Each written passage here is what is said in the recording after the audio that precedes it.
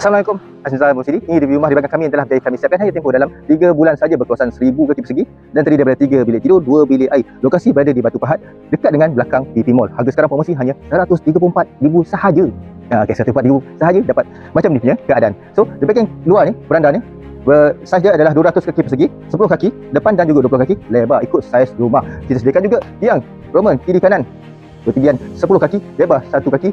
Jadi ada juga lampu kesiran kiri dan juga kanan. So dekat atas kita buat line-line supaya nampak lebih menawan. Untuk kemasan lantai kita bagi mozaik saiz 1x2 warna hitam dan juga warna krim supaya nampak agak-agak lebih mewah dia punya keadaan view sebelah luar lantai ni. Okey, untuk tingkap kita bagi tingkap casement dan juga berserta dengan grill sekali. Okey, aluminiumnya frame dan juga tingkap warna hitam. Kiri dan juga kanan kita bagi satu sebelah bilik tidur dan juga sebelah ruang tamu. Kita bagi juga dalam package ni ada safety door mahal ni. Okey, ini owner yang pilih, bentuknya kita pasangkan. So kita review sebelah luar pula, sebelah dalam pula tersasul saya. Okey, ini adalah keadaan dalam ruang. Ini adalah ruang tamu mana package ni kita sediakan. Okey, ada juga tingkat sebelah sini lantai mozaik kemasan kita bagi saiz 2x2 warna krim cerah.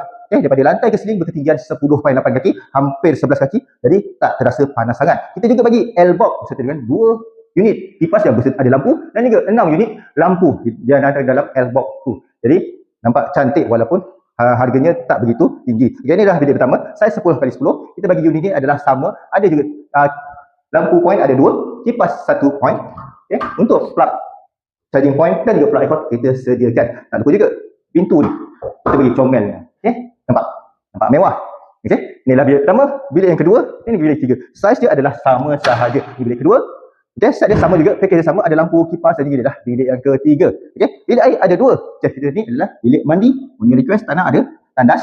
Ini adalah bilik air kedua. Okay, ada tandas. Untuk mozaik kita bagi ketinggian sampai 5 kaki, dindingnya adalah mozaik lantai kita bagi warna grey supaya lambat kotor. Mangkuk tandas jenis one piece, ada tingkap escalation kita bagi saiz 2x2 dan juga sink kitab kita bagi basic spec. Okay, ini adalah ruang dapur. Mana ruang dapur ni agak besar dan juga luas.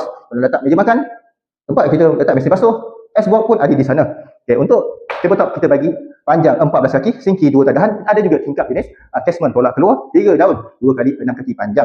Space kita bagi tinggi 3 kaki, kecoran warna putih, berbentuk-bentuk batu-batu yang disusun menyengit. Tabletop kita bagi color warna hitam supaya nampak lebih mewah dan lambat kotor. Okey, pada kawan-kawan, sahabat yang di luar sana yang mengenali saya, tak mengenali saya, jika ingin video rumah, bolehlah cari Hasnizam sini. InsyaAllah saya akan bantu tuan-tuan dan puan-puan untuk mencapai impian cita-cita tuan-tuan dan puan-puan. Assalamualaikum.